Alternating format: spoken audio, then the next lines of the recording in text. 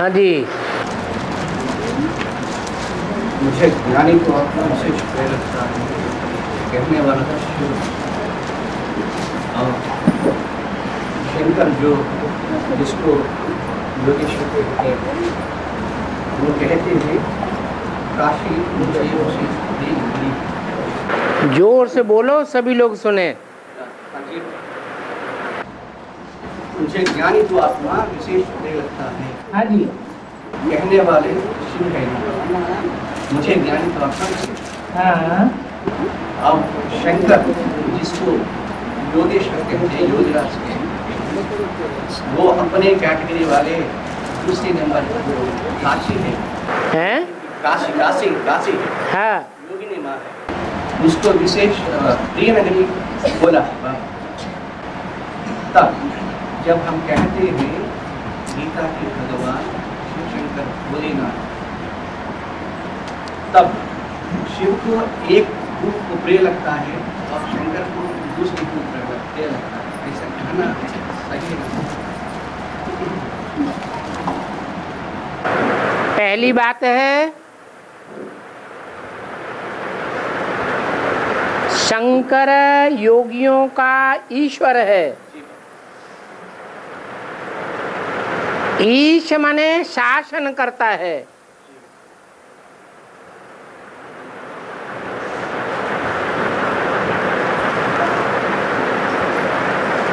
ये बात तब साबित होती है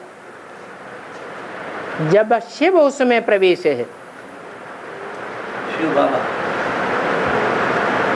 शिव प्रवेश है। अगर शिव प्रवेश नहीं हो तो शंकर को ईश्वर नहीं कह सकते।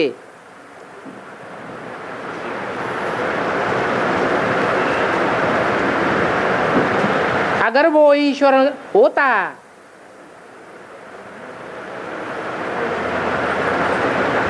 तो 84 जन्म में भी कंट्रोलर होता, परंतु ऐसा नहीं है।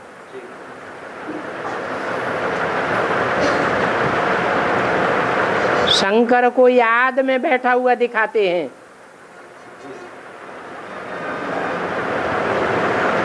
इससे साबित होता है कि वो खुद भी योग की प्रैक्टिस करता है। खुद प्रैक्टिस करने वाला योगियों का ईश्वर कैसे होगा? ये तो भक्ति मार्ग में समझते हैं कि शिव शंकर एक हैं, अर्थात दोनों की एक ही आत्मा है।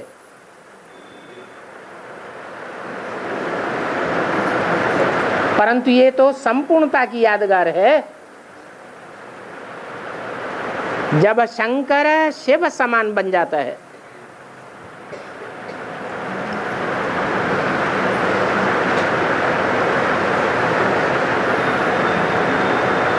वो तो मनुष्य सृष्टि का बीज है।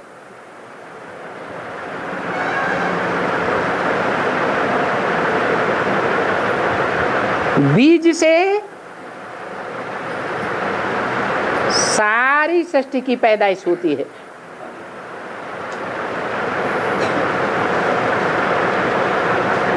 बीज बाप को कहा जाता है।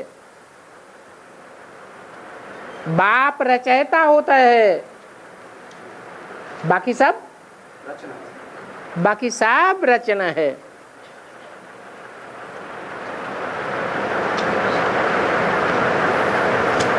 जो रचना है उस रचना से रचना और रचना को वर्षा नहीं मिलता है। एक रचयिता बाप से ही सबको वर्षा मिलता है।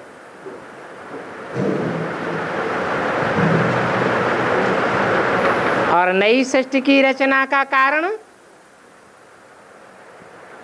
ज्ञान बनता है।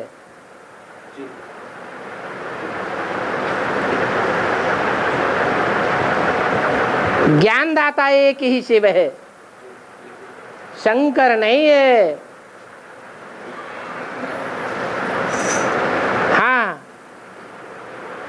याद की ऊंची स्टेज में रहने के कारण वो शंकर वाली आत्मा मनन चिंतन मंथन में आगे चली जाती है। विचार सागर मंथन करने से नए नए पॉइंट्स निकलते हैं।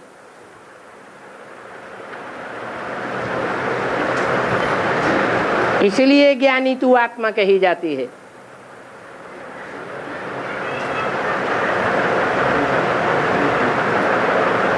मनुष्य सृष्टि की अव्वल नंबर ज्ञानी तू आत्मा है,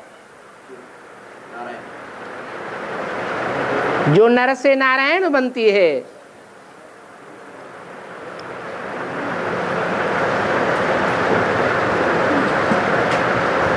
और वो किसको प्रिय है?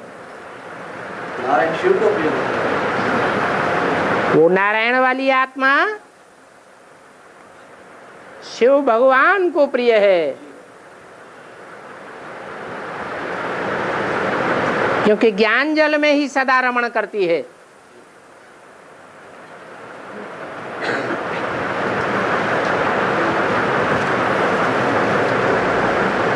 बाकी आत्माएं सदैव ज्ञान जल में रमण नहीं करती हैं।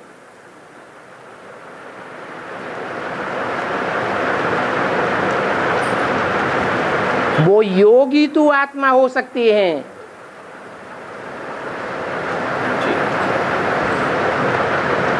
बाकी किसी को ज्ञानी तू आत्मा नहीं कहेंगे।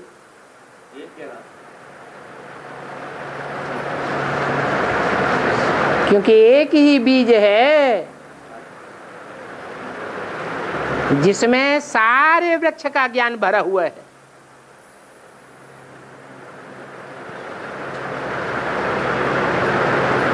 एक बीज में जड़ों का भी ज्ञान है, तने का भी ज्ञान है, टहनियों का भी ज्ञान है,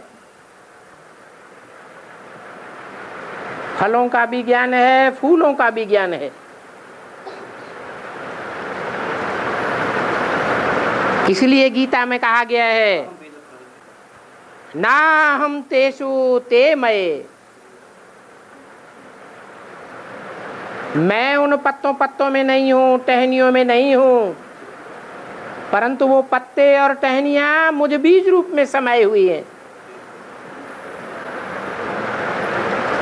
कैसे समाई हुई हैं? याद के द्वारा समाई हुई है।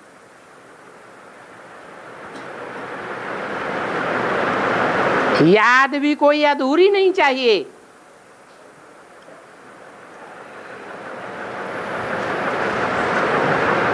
अधूरी याद करने वाले भी दुनिया में बहुत हैं।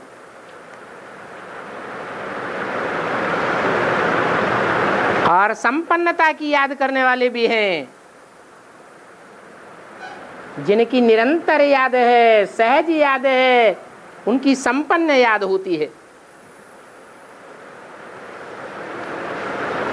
वो है साकार में निराकार को याद करने वाले, जो सिर्फ साकार को याद करते हैं या सिर्फ निराकार को याद करते हैं, वो अधूरे योगी हैं। वो अधूरे योगी प्यारे नहीं कहे जावेंगे।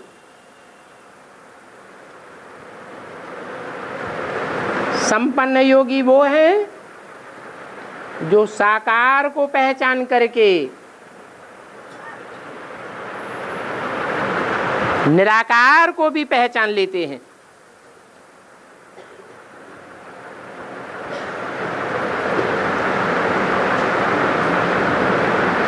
तो योगी तू आत्मा मुझे प्रिय है,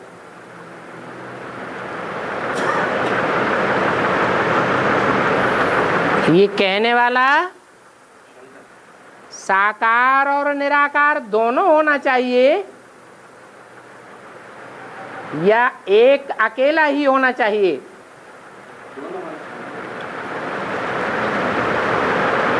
शिव ज्योति बिंदु 5000 वर्ष निराकारी दुनिया में रहता है। वहां वो अकेला है।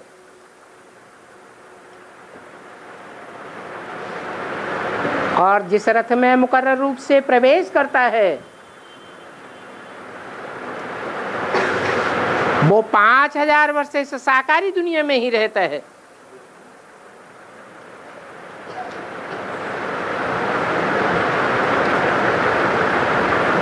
तो जो इस साकारी दुनिया का निरंतर वासी है उसको वो ही आत्मा प्यारी लगेगी जो साकार में निराकार को निरंतर याद करने वाली है। और ऐसी आत्माएं नंबरवार होंगी या एक दो ही होंगी? नंबरवार होंगी। जो अव्वल नंबर याद करने वाली आत्मा है साकार में निराकार को, उसको काशी नगरी नाम दिया है, अनुसूया नाम दिया है, जिसका दुनिया से कोई भी मनुष्य मात्र से ईर्ष्या द्वेष नहीं होता है। असूया माने ईर्ष्या द्वेष।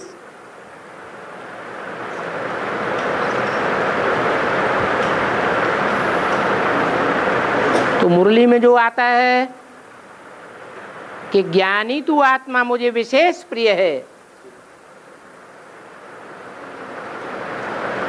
तो विशेष प्रिय और साधारण प्रिय,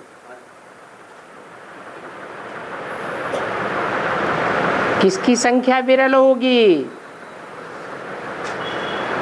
विरल माने विरला, विरला व्यापारी।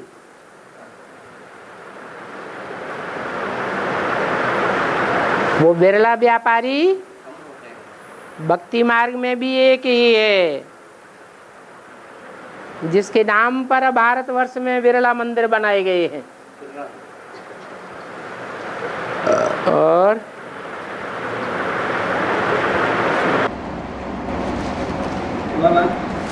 जीते जगत जीते, इंद्रिया जीते जगत जीते, काम जीते जगत जीते, अलग अलग है एक है।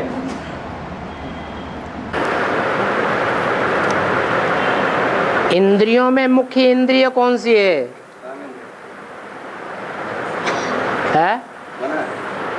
इंद्रियों में मुख्य इंद्रिय है काम इंद्रिय। और जगत में जितने भी हैं प्राणी मात्र, वो सब कौन से विकार से हार जाते हैं? सब काम विकार से हार जाते हैं। एक का ही गायन है जिसने काम के ऊपर विजय पाई,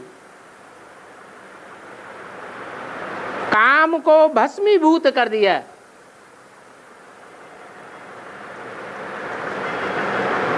वो ही जगत जीत कहा जाता है। इसलिए काम जीते जगत जीत कहो या इंद्रिय जीते जगत जीत कहो, बात एक ही हो जाती है। और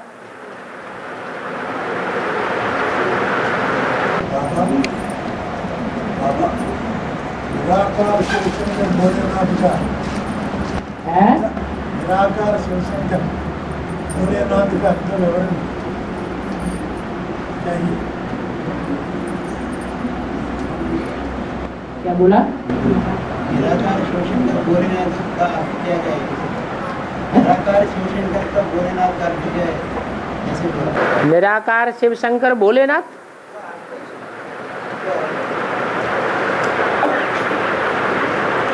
शंकर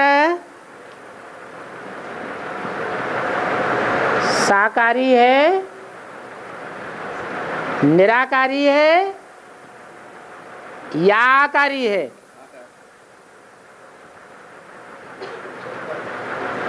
क्या है?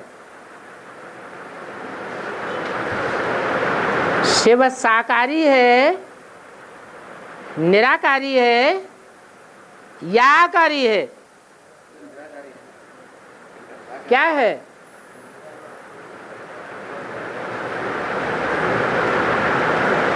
शिव सदैव निराकारी है।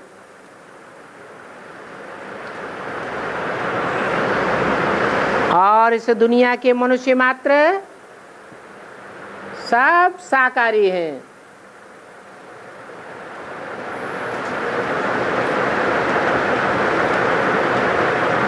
शिव की जो पहली पहली रचना है, ब्रह्मा विष्णु शंकर,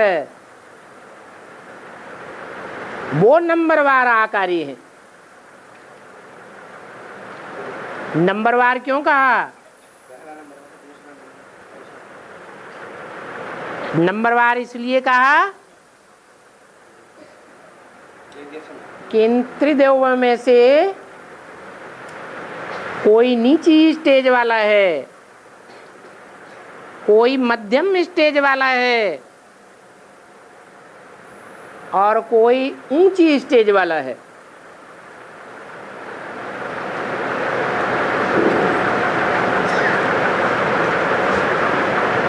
किस बात में ऊंची और नीची स्टेज? मनन चिंतन मंथन रूपी आकारी स्टेज में ये तीनों देवताएं नंबरवार ऊंची स्टेज वाले हैं। इसलिए ब्रह्मा को नीची पुरी में दिखाया है, उससे ऊपर विष्णु को दिखाया है और आकारी पुरियों में शंकर को सबसे ऊंची स्टेज में दिखाया है।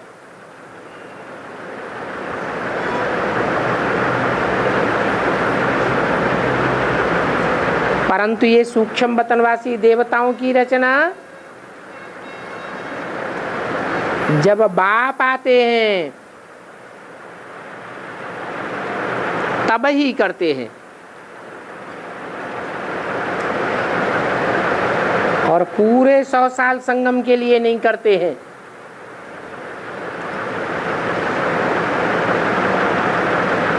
कुछ ही वर्षों के लिए करते हैं।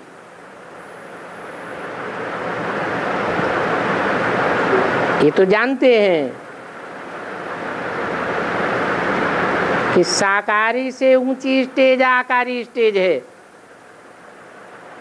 और आकारी से ऊंची स्टेज निराकारी है।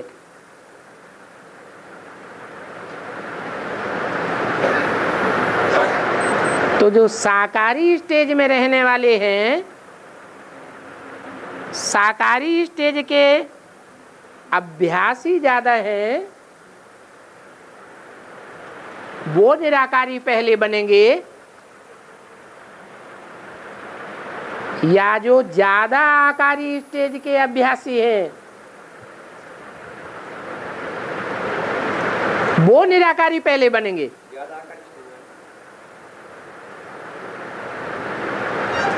तो आकारी स्टेज में ज्यादा रहने वाला कौन है? जो है वो ही पहले निराकारी बनता है।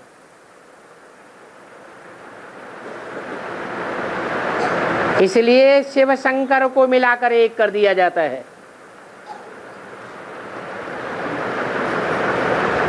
क्योंकि जो पहले नंबर में ओटे सो अर्जुन कहा जाता है।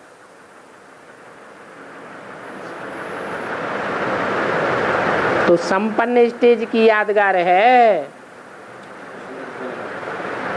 शिव शंकर भोलेनाथ।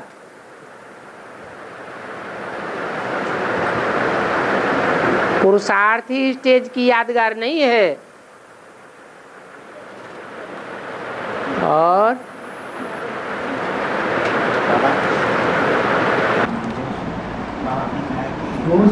बोलो जो निराकार, जो सिर्फ निराकार या जो सिर्फ साकार को याद करते हैं उनको अधूरी योगी कहते हैं। तो खाने में कौन है कि बड़े को भी याद किया तो सभी पाप कट जाएंगे। बड़े को भी याद किया तो सभी पाप कट जाएंगे। बड़े रूप को, हाँ, को भी, बड़े को भी याद किया बड़े रूप को भी याद करेंगे तो सभी पाप तो भी पाप कट जावेंगे। बच्चों की ये कंप्लेंट रहती है कि हमें इतना छोटा बिंदु याद नहीं आता है, तो बाबा कहते हैं तुम्हें छोटा याद नहीं आता है तो तुम बड़े को ही याद करते रहो। जैसे मंदिर में शिवलिंग रखा हुआ है, बड़ा रूप है जिसको शिव शंकर भोलेनाथ कहा जाता है, उस लिंग में बड़े रूप में जो स्टार रखा हुआ रहता है,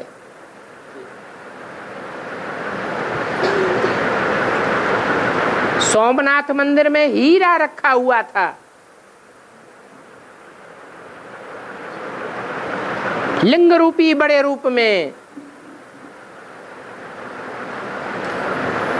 तो अगर हीरा छोटा रूप याद नहीं आता है तो लिंग को ही याद करो। जिसको याद करेंगे उसी के नजदीक पहुंचेंगे या कोई दूसरे के नजदीक पहुंच जावेंगे। तो ये पक्का है कि जो लिंग रूप बड़ा रूप है उसकी याद में रहने वाले अगर लिंग बड़े रूप को ही याद करेंगे, उस बड़े रूप में ज्योति बिंदु छोटा रूप समाया हुआ है या नहीं है,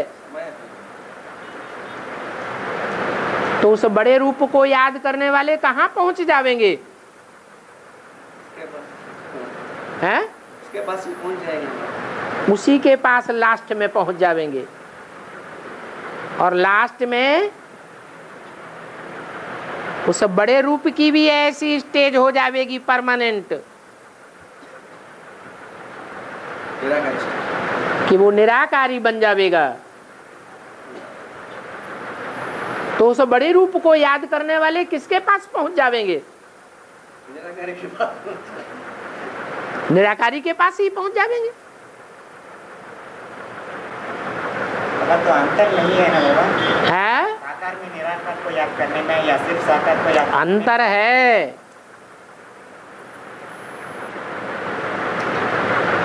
निराकार सूक्ष्म है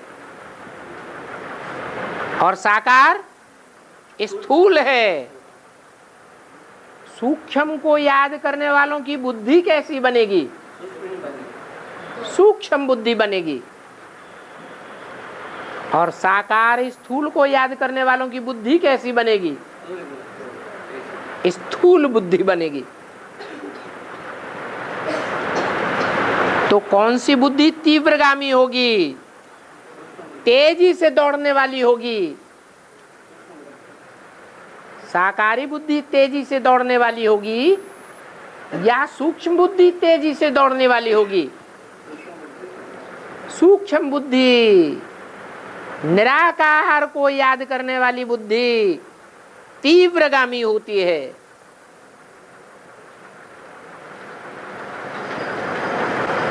इसलिए गीता में लिखा है क्षिप्रम भवति मुक्तात्मा।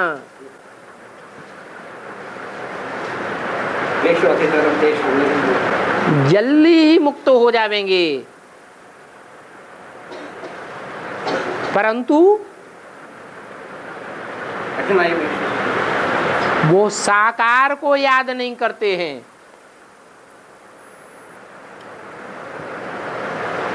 निराकार को याद करते हैं।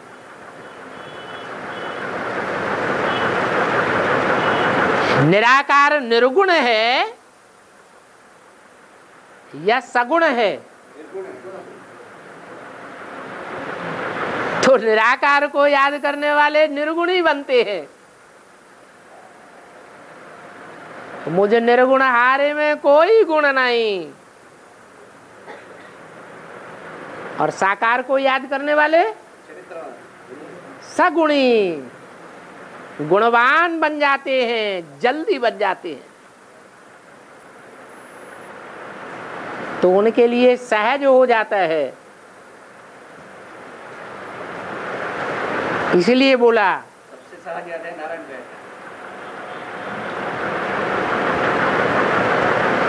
कि सबसे जास्ती सहज याद है नारायण को याद करना। क्योंकि नारायण संपन्न स्टेज का नाम है, नारायण पुरुषार्थी स्टेज का नाम नहीं है। परंतु पहचानने की बात है, 100% निश्चय बुद्धि बनने की बात है कि यही नारायण का पार्टधारी है।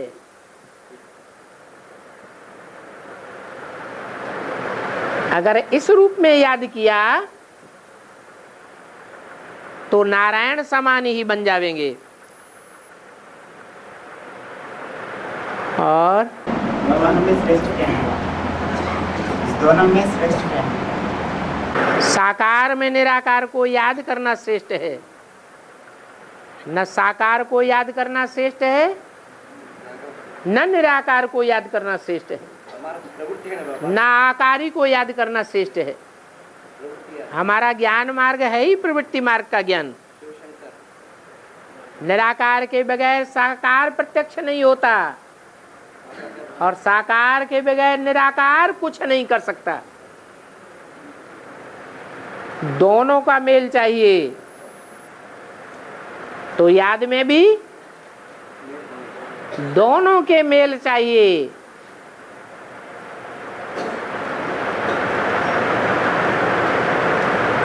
निवृत्त मार्ग की याद नहीं करनी है, प्रवृत्ति मार्ग की याद है। धर्मपिता का गति क्या हुआ भगवत? वो तो जास्ती समय ब्रह्म में है। वो धर्मपिता जो निराकार को याद करते हैं वो तो स्वर्ग में आते ही नहीं। इसलिए प्रवृत्ति में नहीं आते हैं, उनके धर्म निवृत्ति मार्ग के धर्म हैं।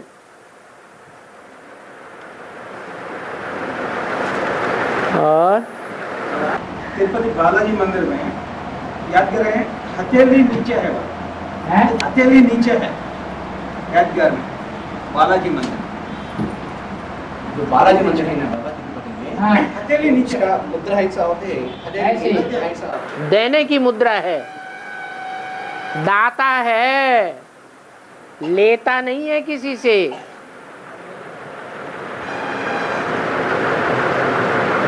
और बाबा है ये अष्टदेव और नवग्रह जो बात है बाबा, इसकी थोड़ा स्पष्टता चाहिए बाबा। तो अष्टदेव जो है माना जो 10 धर्म में अर्थनास्तिक और नास्तिक को छोड़कर जो 8 धर्म आत्मा और परमात्मा स्वर्ग और नरक को मानने वाला जो है, इन धर्मों की पूर्वज है अष्टदेव। माना धर्मों में 100% सच्चाई जो होता है वो अष्टदेव के रूप में चुनी जाती है।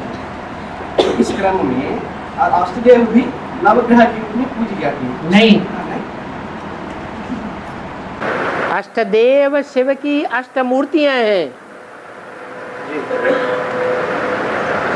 जो श्रेष्ठ देवताओं अर्थात पूर्वजों के रूप में पूजी जाती हैं। वो नवग्रह नहीं है बाबा। नवग्रहों में वो ग्रह हैं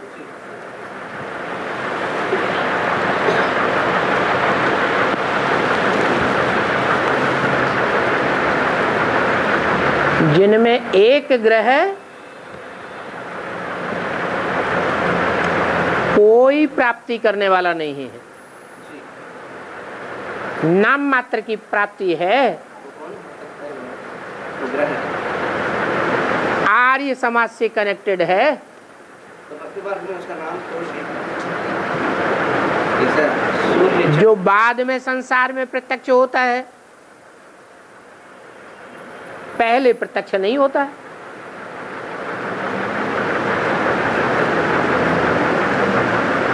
जो न पूरी प्राप्ति खुद करता है न अपने फॉलोअर्स को कराता है।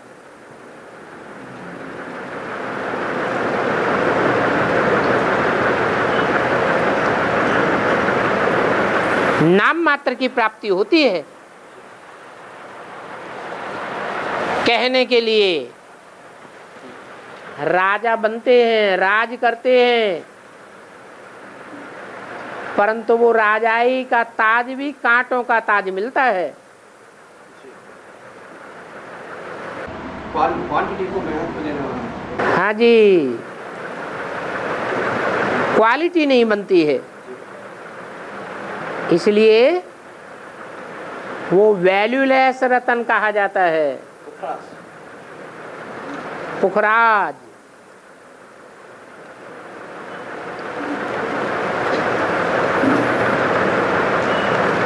परंतु अर्ध नास्तिक तो है, पूरा नास्तिक तो नहीं है। साकार भगवान को नहीं मानता तो क्या हुआ, निराकार को तो भगवान को तो मानता है। तो जो भगवान को मानने वाला है परंतु भगवान के संपूर्ण स्वरूप को मानने वाला, जानने वाला नहीं है, उसको भी कुछ न कुछ प्राप्ति हो जाती है, परंतु उस प्राप्ति की कोई वैल्यू नहीं है। क्यों वैल्यू नहीं है? क्योंकि भगवान ने जो असली प्राप्ति कराई है उस प्राप्ति को वो वैल्यू नहीं देते हैं।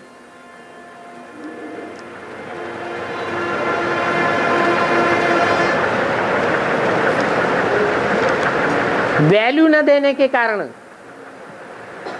वो न राजा बनते हैं और न राजाई को पसंद करते हैं, इसलिए उनका राज्य आते आते राजाई चौपट हो जाती है।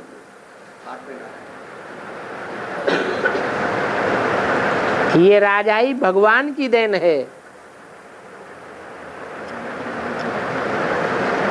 वो राजाई को नष्ट करने वाले हैं। वो प्रजा को महत्व देते हैं, प्रजा के ऊपर प्रजा का राज्य चलाते हैं।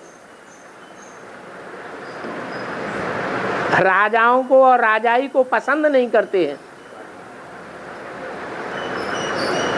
इसलिए उन्हें भगवान की पूरी प्राप्ति नहीं हो सकती। फिर भी कुछ न कुछ राज्य तो करते हैं। आज प्रेसिडेंट बनेंगे, भले 5 साल प्रेसिडेंटी चली या न चली, बीच में ही उतार दिए गए तो भी कुछ राज्य तो किया ना।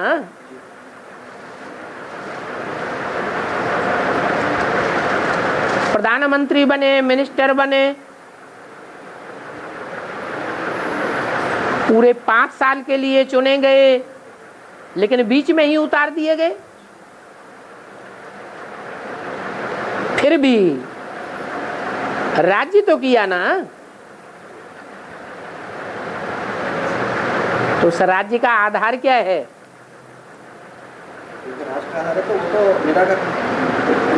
उन्होंने भी कुछ न कुछ पवित्रता की पालना की है।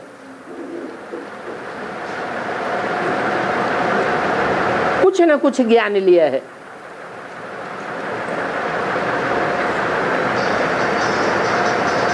इसलिए नवग्रहों में उनकी पूजा की जाती है। और मतलब उसको छोड़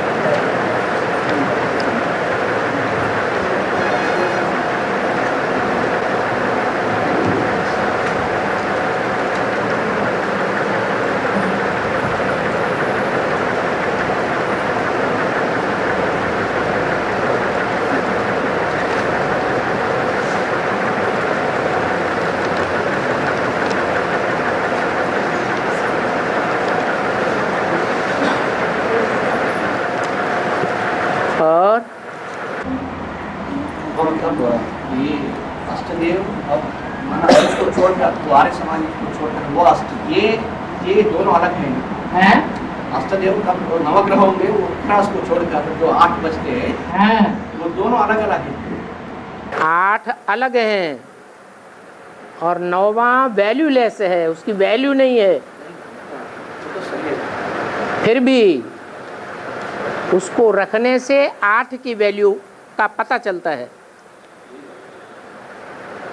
अगर उस वैल्यूलेस को न रखा जाएगा तो 8 की नंबरवार वैल्यू का पता नहीं चलेगा।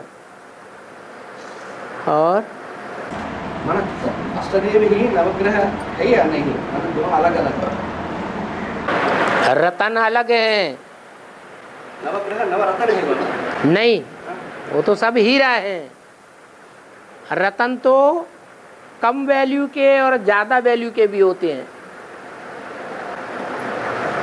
वो तो सही बाबा, अभी तो ये बात है अष्टदेव नवग्रह में उसको जो अष्टदेव हैं, देवता सिर्फ 16 कला संपूर्ण को ही कहा जाता है।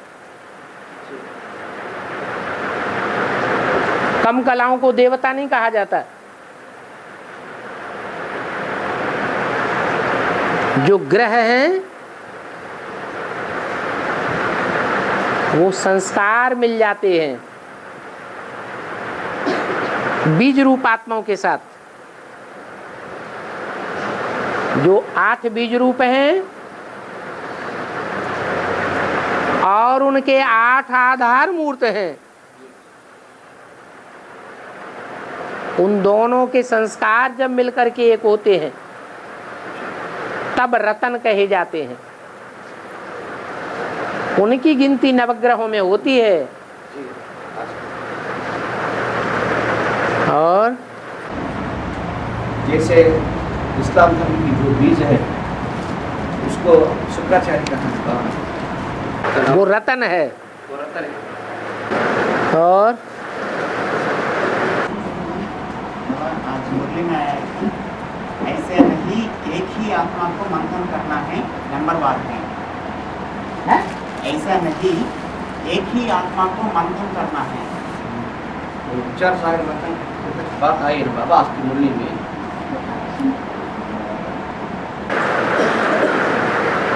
एक ही का मतलब क्या?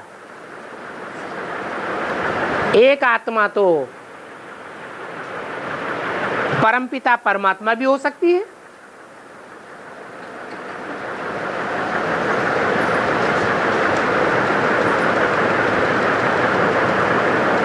और उसके अलावा जो भी 500-700 करोड़ आत्माएं हैं उनमें से भी कोई एक हो सकती है। तो किसका मंथन करना है?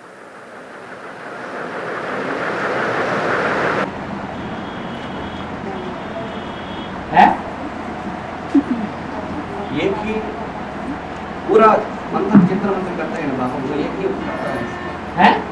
एक ही 100% विचार सागर चिंतन मंथन करता है और बाकी वो तो स्वचिंतन करता है।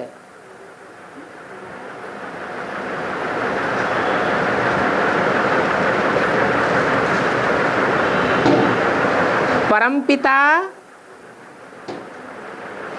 स्व है या पर है? स्व है। और अपनी आत्मा तो स्व है ही। तो अपनी आत्मा का मंथन करना और परम पिता का मंथन करना, इससे कल्याण ही कल्याण है। बाकी किसी भी आत्मा का मंथन करना, चिंतन करना पर चिंतन में आ जाता है।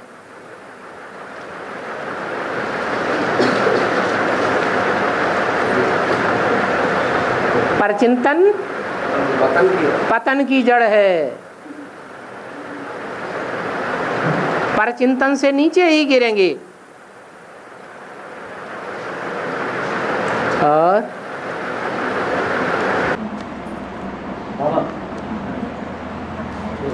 सूर्य वंश में 12 नंबर है। 12 नंबर में 12 नंबर विशेष है सूर्य वंश में। लेकिन है। ये 12 नंबर ही 12 ज्योतिर्लिंग के रूप में पूरी जाती है ना।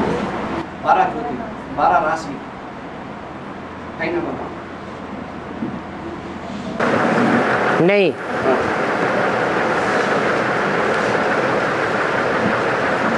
बारह जो ज्योतिर्लिंग हैं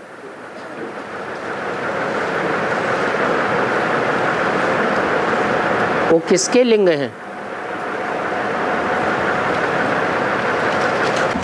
ये के छोड़कर है तो सूर्यवंशी का जो 12 नंबर है, जो भी 12 हैं वो 12 शिवलिंग कहे जाते हैं या कोई और नाम दिया जाता है? हैं? अलग अलग नाम है। अलग अलग नाम होते हुए भी जो लिंग रूप में स्थापित हैं उनको शिवलिंग कहा जाता है शिवलिंग ही कहा जाता है। कि और कुछ कहा जाता है? 12 ज्योतिर्लिंग है। हाँ, ज्योतिर्लिंग तो है। ज्योति माने ज्ञान की ज्योति। जी। तो जो ज्ञान की ज्योति होगी वो संपन्न पूजी जाएगी या नंबरवार को पूजा जाएगा? नंबरवार कहा जाता नंबरवार को पूजा जाएगा। है। अब आप वो 12 लिंग में नंबरवार की पूजा होते हैं बाबा। हाँ, नंबरवार की पूजा होती है। 12 लिंग हैं, लेकिन उनमें काम करने वाली आत्मा कौन है? काम करने वाले आत्मा तो शिव तो एक में ही काम करती है और बाकी जो 11 में जो पहला नंबर है महारुद्र है ना। तो जो 11 में महारुद्र प्रवेश करता है वो तो शंकर वाली आत्मा है जो शिव समान बन जाती है। तब 11 रुद्रों का पूजन होता है। रुद्रावतार भी कहा जाता है।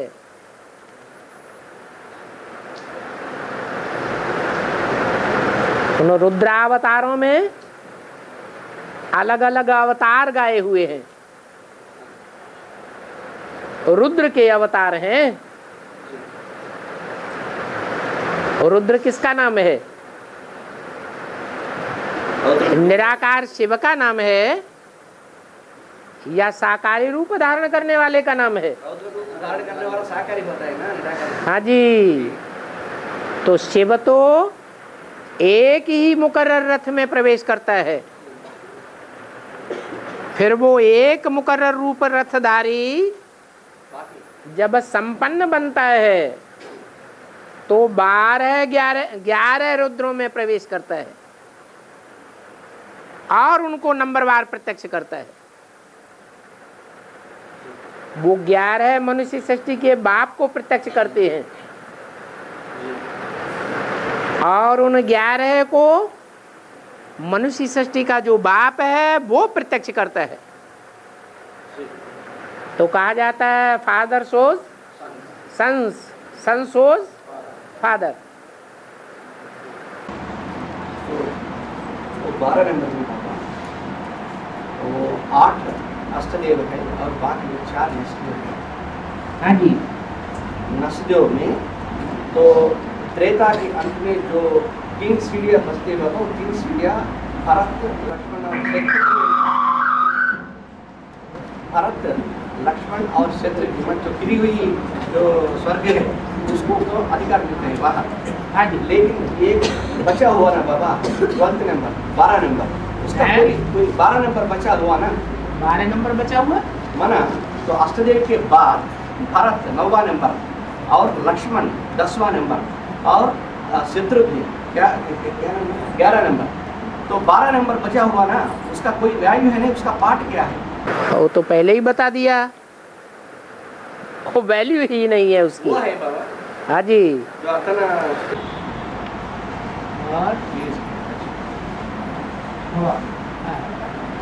लौकिक में कहते हैं जो ज्यादा पुण्य करेगा उनको भगवान जल्दी ले लेते हैं। जो ज्यादा पुण्य करेगा ज्यादा पुण्य करेगा हाँ। तो भगवान जल्दी ले लेते हैं। हाँ। तो बेहद में बेहद में बड़े से बड़ा पुण्य क्या है? ब्राह्मणों की दुनिया में बड़े से बड़ा पुण्य क्या है? बड़े से बड़ा दान क्या है? ज्ञान दान। जो सबसे जास्ती ज्ञान दान करेगा वो बड़े से बड़ा पुण्यात्मा है। ज्ञान दान करने से ज्यादा पुण्य कोई और होता ही नहीं। तो भक्ति मार्ग में गायन पड़ता है, जो ज्यादा पुण्य करेगा वो पहले स्वर्ग में जाएगा, है यहाँ की बात। और ज्ञान सूर्य और ज्ञान सागर अलग अलग। और गीता में कहा है कि मैं पहले ज्ञान सूर्य को देता हूँ, तो मैं सूर्य और सागर कौन है?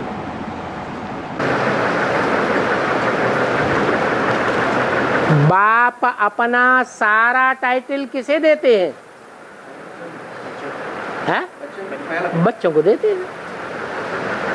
जो सूर्य टाइटल है वो शिव बाप के बड़े बच्चे को मिलता है। टाइटल मिलना का मतलब ये नहीं है कि वो खुद है।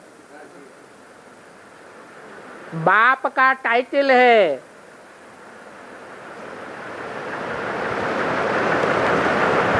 वो बाप का टाइटल बच्चे को मिलता है, बड़े बच्चे को। तो इसका मतलब है कि वो टाइटल धारी है।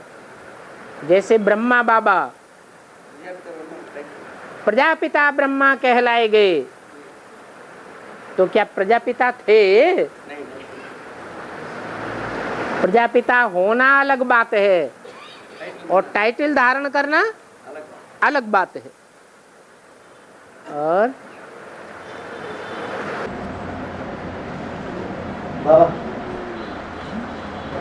next to Shiv is Narayan, next to Shiv is Krishna. Next to Narayan नहीं, Next to Shiv is Narayan. हाँ Next to Shiv is Krishna. हाँ नेक्स्ट टू शिव शंकर और नेक्स्ट टू शिव प्रजापिता। हाँ।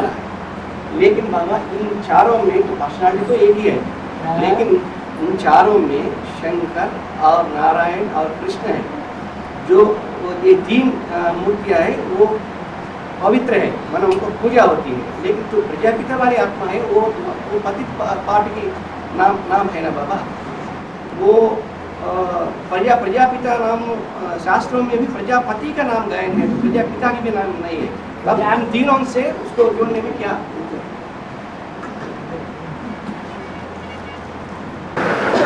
पहले पिता बनता है या पहले पति बनता है? यज्ञ के आदि में था प्रजापिता, ज्ञान बीज डालने वाला, और अंत में वर्षा देने वाला, अंत में वर्षा देने वाला बनता है। लेकिन सारी सृष्टि का पति कहा जाता है।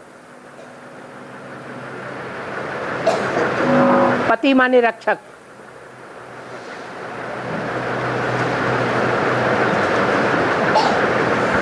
इसलिए अंतर पड़ जाता है।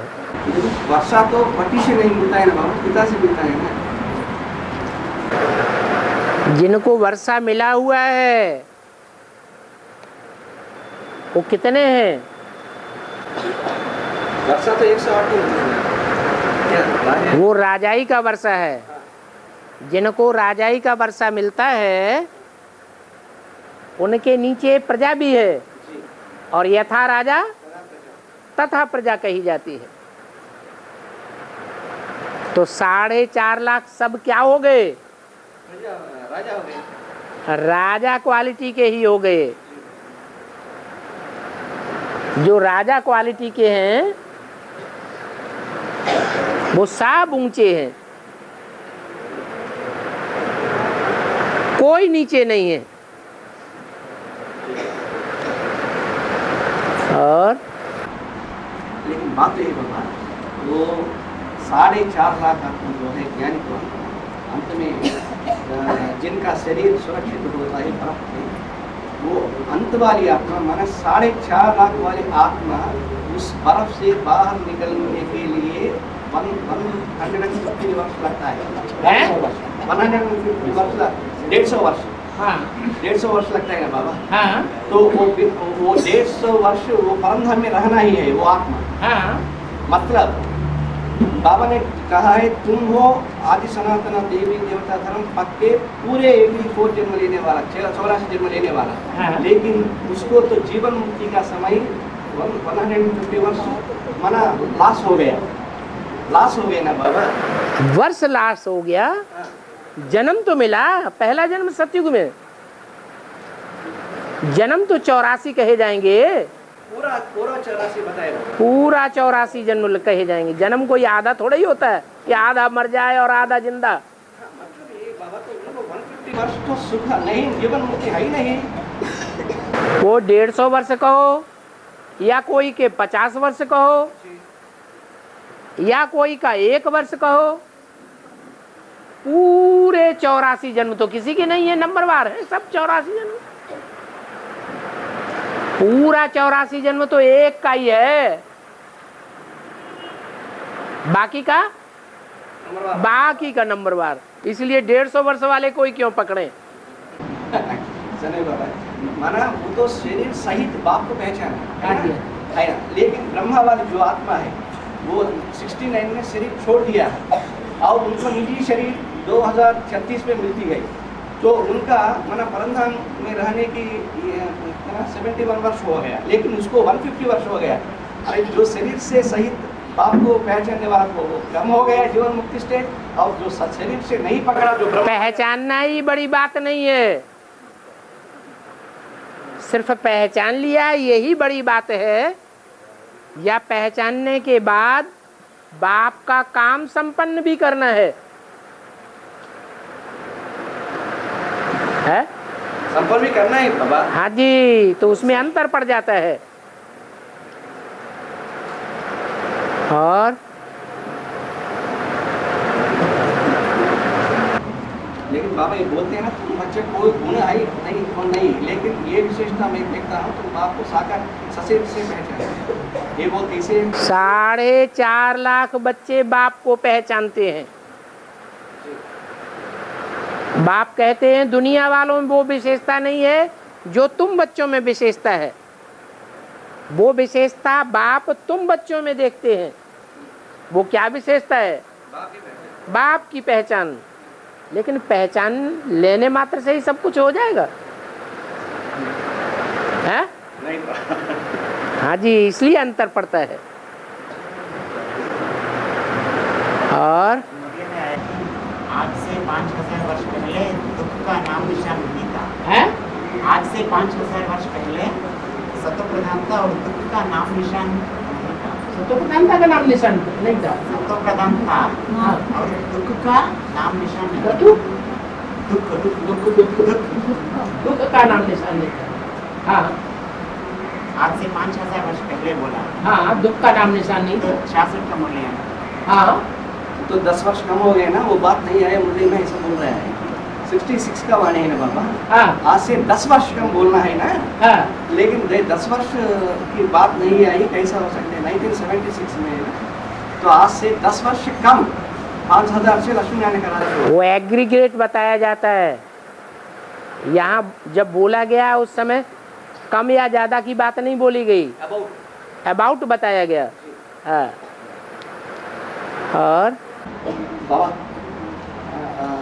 जो श्रीमत पर नहीं चलता है उसको खूब क्या कहते हैं, माया को डायरेक्शन मिलती है, उसको खूब फटकाओ हाँ, है ना बाबा। हाँ, तो ये बात में तो बाप की सरेंडर होने की तो क्रम में जो पहला तो माया शरण हुआ, इसलिए तो माया भी सर्वशक्तिमान बन गया।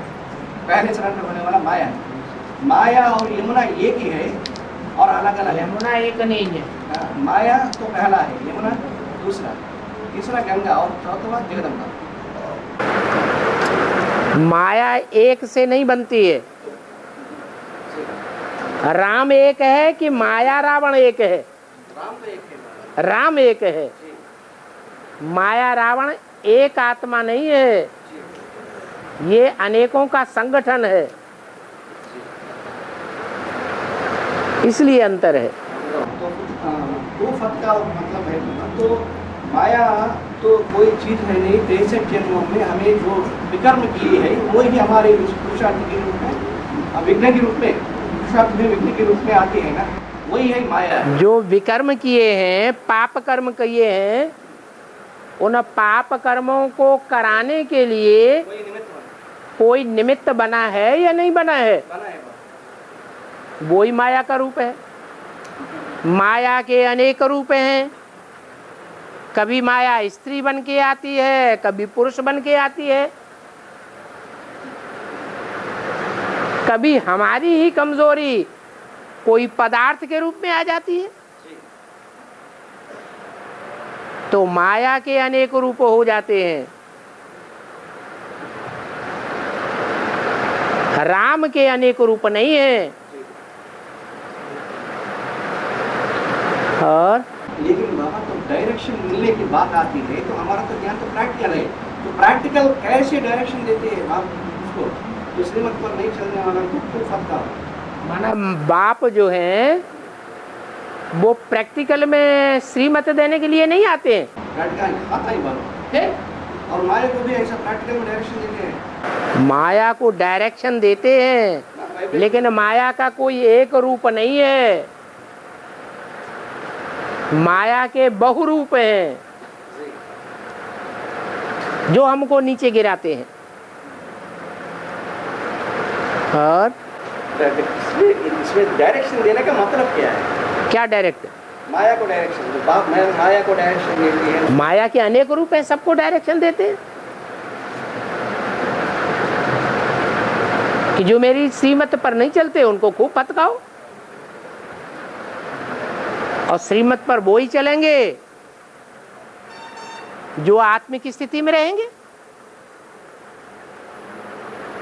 आत्मिक स्थिति में नहीं रहते, देहभान में आते हैं तो जरूर रावण से प्रभावित होते हैं।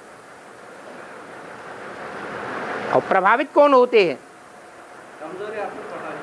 कमजोरी कब से शुरू हुई, कब आई, कहां से आई?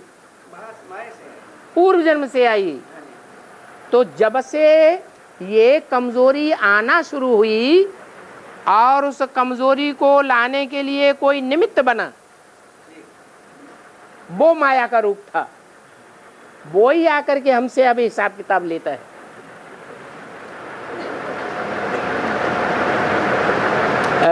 कहाँ जा रहे हो? पहले हमारा हिसाब किताब तो पूरा करो, हमारे अंडर में भी तो रहे हो।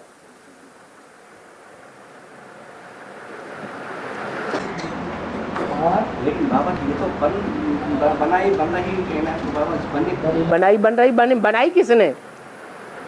नहीं, हमने बनाई। कब बनाई? 63 जन्म में बनाई। हाँ, 63 जन्म में नहीं बनाई, अभी संगम में बना रहे हैं। हाँ जी, अभी शूटिंग कर रहे हैं। वो भी शूटिंग भी वो 63 जन्म के अनुसार ही चलता है ना बाबा। हाँ? कारण कहाँ तैयार होता है? यहाँ तैयार होता है। और दिल्ली में ये पॉइंट है कि 4 भुजा वाला ब्रह्मा 1000 भुजा वाले ब्रह्मा के पास गया, इसका क्या है?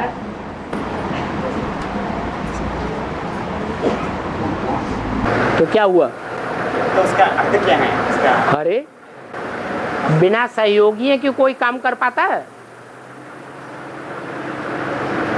अरे भगवान भी आता है तो अकेले ही सारा काम कर लेता है या सहयोगी बनाने पड़ते हैं? तो ऐसे भी जो भी ब्रह्मा है, ब्रह्मा अनेकों के नाम है, तो जो भी ब्रह्मा हैं उनको सहयोगी बनाने पड़े या नहीं बनाने पड़े? तो 4 ब्रह्मा हैं, ब्रह्मा के 4 मुख दिखाए जाते हैं। तो चारों के सहयोगी होंगे कि नहीं होंगे? दिशाएं कितनी हैं? 8 है। मुख्य दिशाएं 4 हैं, तो चारों दिशाओं में कंट्रोल करने वाले बटे हुए होंगे कि नहीं बटे हुए होंगे? डिवाइडेड। डिवाइड होता है ना, डिवाइड। तो 4 ब्रह्मा हैं, कोई का मुख आगे, कोई का मुख पीछे, कोई का मुख दाईं ओर, कोई का मुख बाईं ओर। उनके फॉलोअर्स भी ऐसे ही होंगे।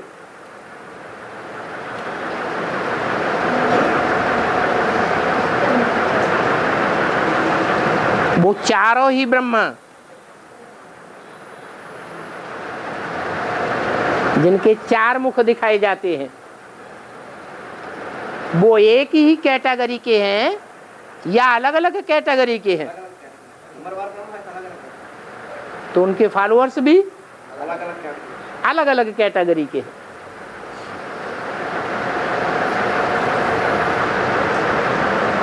तो सहयोग लेने के लिए कहाँ जाएंगे? अपने फॉलोअर्स के पास जाएंगे या नहीं जाएंगे? 4 ब्रह्मा हैं, चारों ही ब्रह्मा के स्वभाव संस्कार मिलकर के एक होंगे या नहीं होंगे?